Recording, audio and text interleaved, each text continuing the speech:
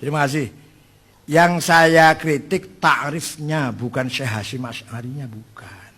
Apakah redaksi Ahlussunnah adalah yang mengikuti salah mazhab dalam akidah Asy'ari Maturidi, dalam fikih salah satu mazhab 4 Hanafi Maliki Hambali, dalam tasawuf Junaidi. Apa itu takrif? Jenengan semua tahu lah. Takrif itu harus ayyakuna jami'an mani'an, jelas cakupannya, jelas batasannya, harus pakai jenis wal fasl. Kalau jenis dan nauk namanya rosem. Nah, masa takrif itu, masa takrif punya Ahlussunnah adalah yang mengikuti, masa begitu takrif itu? Masuk, monggo dipikir secara jangan dulu cari emosi. Seandainya yang ngomong bukan Ki Hasyim lah, yang ngomong bukan Ki Hasyim, yang ngomong Pak Husnun yang ngomong. Ahlussunnah adalah yang mengikuti mazhab 4, yang mengikuti mazhab 2 dalam akidah, Asy'ari Maturidi, yang mengikuti Junaidi dan Ghazali dalam tasawuf. Saya kira orang akan mengatakan gombal itu. Karena yang ngomong Pak Husnun. Karena ketika ngomong Ki Hasyim Asy'ari, dikritik seakan-akan yang kritik itu keluar dari apalah. Padahal saya itu bukan takrif. Maksud takrif kayak gitu? Kita semua ngaji mantek kan, semua munawarah kan semua ngaji. Ayyakuna jami'an mani'an. Jenis fasol, kalau jenis nauk namanya rosem. Ya, al-insan haywanun natik, itu baru takrif. Jami' mani'. Ya itu. Jadi bukan saya menghina Ki Hasyim, tidak. Tapi bahwa itu bukan takrif. Monggo dipikir monggo. Kita ngaji mantek semua kan. Takrif itu bukan manusia adalah Zaid, Abu Bakar, Agus, Joko. Ya bukan itu takrif, bukan. Manusia adalah hayawan, jenis. Tapi hayawan yang bagaimana? Natik. Itu batasannya. Hayawan cakupannya, natik batasannya. Jami'an mani'an. Wa asy' la yutasawwar illa bil had wal had ayyakuna jami'an mani'an. Kan gitu dalam ilmu manteknya itu. Soal saya dengan Ki Hasyim Asy'ari, saya katakan tadi, sampai sekarang pagi dan sore selalu saya baca Fatihah untuk Mbak Hasyim. Sebenarnya rahasia, yaitu rahasia dapur sebenarnya, tapi nggak apa-apa lah. Kemudian saya tidak membela Ahlussunnah, yang nggak bener dong. Tiap hari saya sampaikan membelain NU.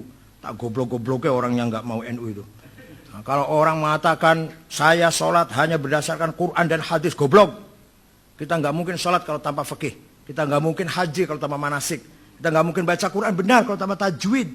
Tajwid itu baru ada tahun 200. Yang ngarang tajwid namanya Abu Ubaid Qasim bin Salam, yang wafat tahun 224. Baru ada tajwid tahun 200-an.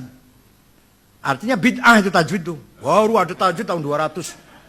Nah, tapi kita nggak bisa baca Quran dengan benar kalau tanpa bid'ah tajwid. Saya ngomong gitu setiap ceramah itu saya ngomong gitu. Malah ngomongnya di mana? Di kantor Muhammadiyah, Cikini. Di kantor Muhammadiyah saya ngomongnya itu. Tidak, ya, tapi nggak dengan bahasa goblok, enggak. Kita tidak bisa melaksanakan, mempraktekkan ibadah tanpa fikih, karena Quran dan hadis tidak mengandung juknis dari praktek ibadah.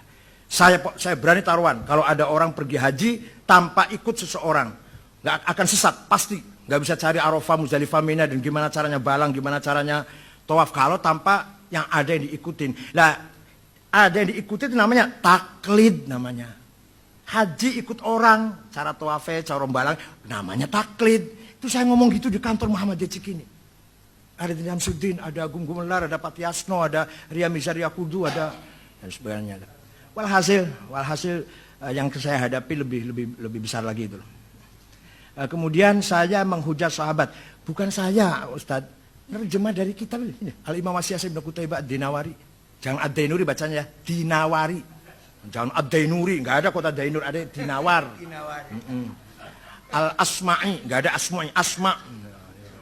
Az-Zabidi, bukan Zubaid, Zabid. Apalagi, jadi silakan baca ini. Al-Imamah Wasyasah Ibnu Qutaibah Ad-Dinawari. Ini Ahlussunnah tenanan nih. Ya, bukan kitab Syiah, bukan. Saya pun heran. Sayyidina Ali dengan Muawiyah kirim surat saling syatem, saling ngenyak, saling misuh-misuh lah. Ya aduwallah. Oh, ya. Enggak ada suratnya. Ketika kirim surat pada Muawiyah. Mohon bisa diselesaikan. Ya. Moga ya. Baca dulu Habib ya, baca dulu Habib. Kemudian saya bukan hujat Nabi, saya mengatakan orang Arab ternyata belum siap menghilangkan kesukuan. Begitu Rasulullah wafat, mulai intrik kesukuan mulai muncul. Walaupun belum sangat. Sangatnya nanti puncaknya Bani Umayyah, Bani Abbasiyah, Bani Saljuk, Bani Buweh. Itu kan sudah suku itu namanya. Ketika Sayyidina Ali, ketika Rasulullah, Sayyidina Ali tidak pernah mengatakan Al-Hashimi, nggak pernah.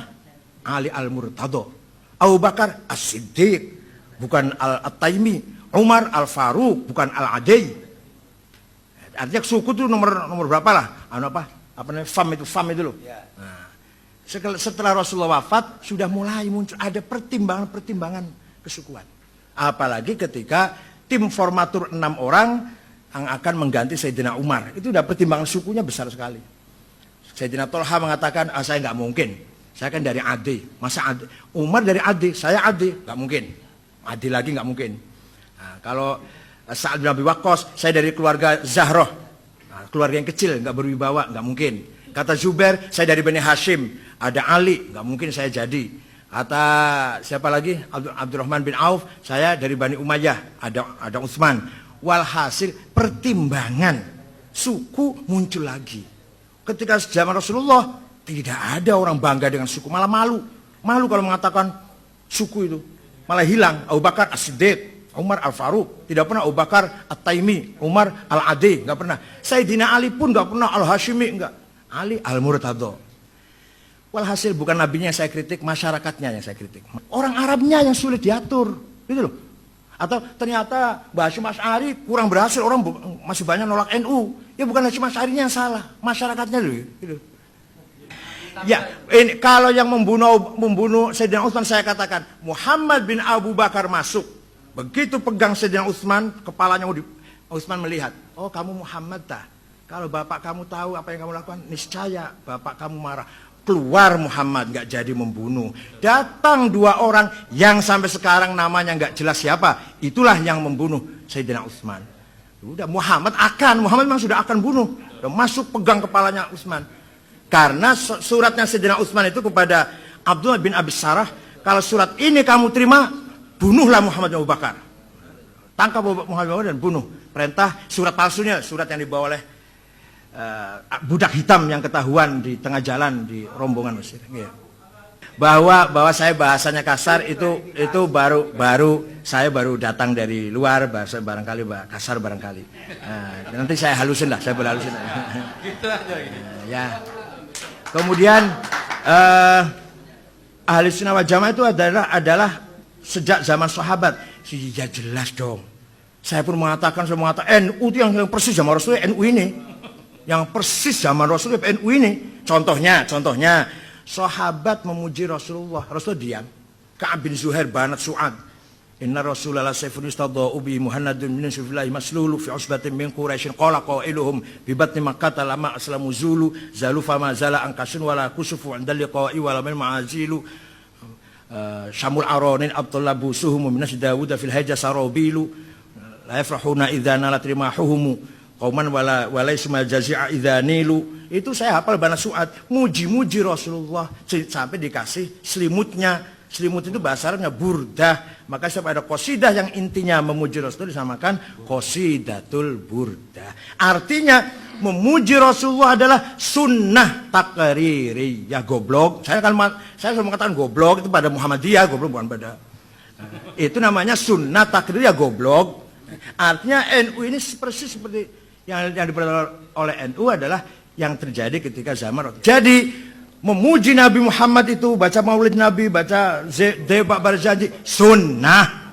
Apalagi bid'ah malah sunnah takririyah.